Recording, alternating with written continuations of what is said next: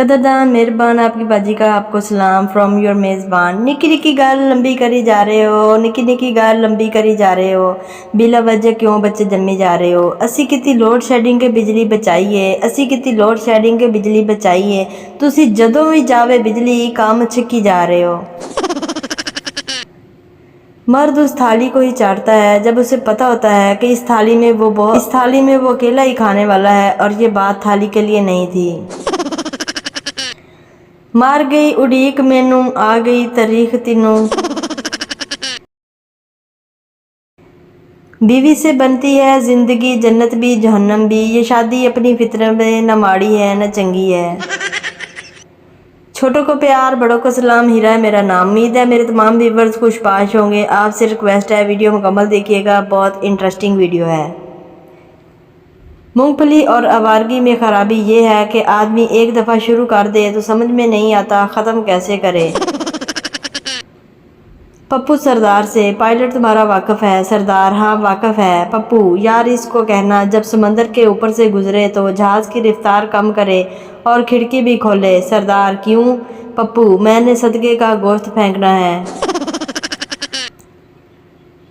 दीवार पर लिखा था यहाँ कुत्ते सुसु करते हैं। संता ने वहाँ सुसु किया और फिर हंसकर बोला, इसे कहते हैं दिमाग। सुसु मैंने किया और नाम कुत्ते का आएगा।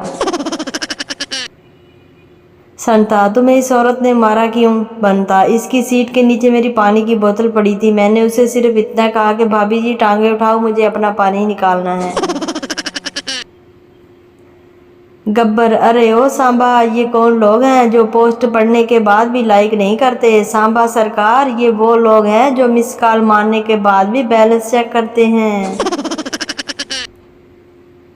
औरत जहानत से ज़्यादा हुस्न पे मेहनत करती है क्योंकि वो जानती है कि मर्द के पास दिमाग से ज़्यादा तेज़ आंखें हैं। पाकिस्तान में इनकार करने का तरीका चलो मैं शाम तक बताता हूँ। ओ माय गॉड, कट्टा माय व्लॉग। रात के 10 बजे फौजी की बीवी ने मेके जाने की जिद की। फौजी बोला सुबह फौजी तरीके से इजाज़त मांगना। सुबह हुई तो फौजी की बीवी 8 बजे सलाम करते हुए बोली, सर जी मैं एक माह के लिए मेके जाने की इजाज़त चाहती हूँ।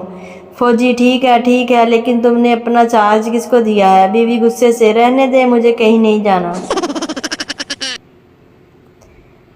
अनवर मकसूद बताते हैं कि लाहौरी किसी भी लफ्ज़ का पहला अलिफ खा जाते हैं। कहते हैं कि एक फंक्शन में दिलदार परवेज़ भट्टी कंप्यूटर थे और मुझे स्टेज पर बुलाना चाहा तो हस्बे मामूल अलिफ खा गए और नूर मकसूद पुकारा।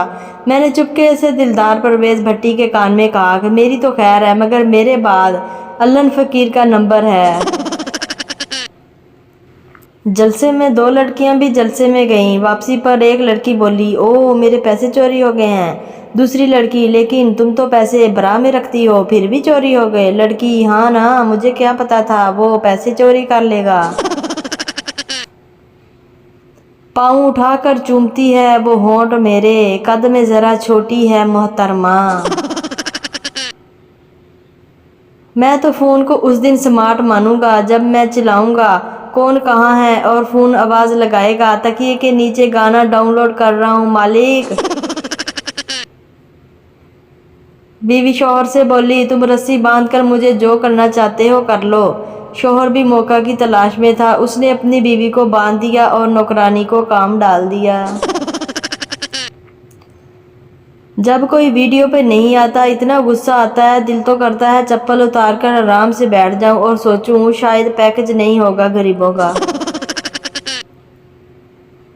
गौर से सुनिएगा। कहते हैं कि महमूद गजनवी का दौर था। एक शख्स की तबीयत नासाज हुई तो तबीब के पास गया और कहा कि मुझे दवाई बना के दो।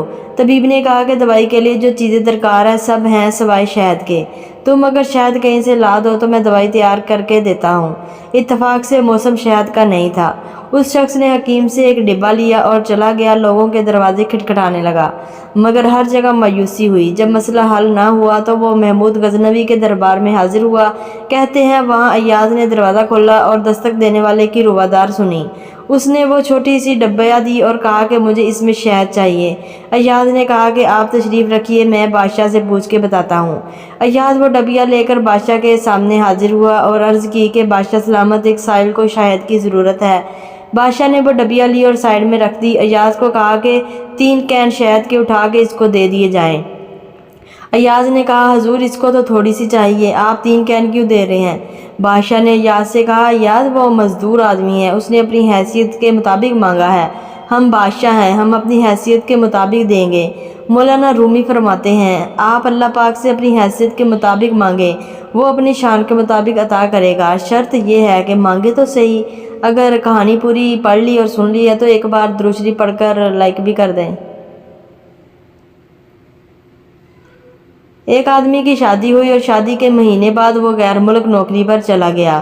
ایسے ہی سال بعد آتا تھا۔ مہینے کی چھٹی پر 3 سال بعد جب واپس آیا تو دسترخوان پر بیٹھا اور اپنے بچوں کو بھی بٹھایا تو بیوی سے پوچھا یہ بچی کب پیدا ہوئی تھی؟ بیوی بولی جب آپ شبنم آپا کی شادی پر آئے تھے تب۔ دوسری کا پوچھا یہ کب والی ہے؟ بیوی جب آپ خالہ کی فوتگی پر آئے تھے تب۔ ایسے ہی سب کا پوچھا تو ایک بیٹی اور بیٹھی تھی، پوچھا یہ کب ہوئی تھی؟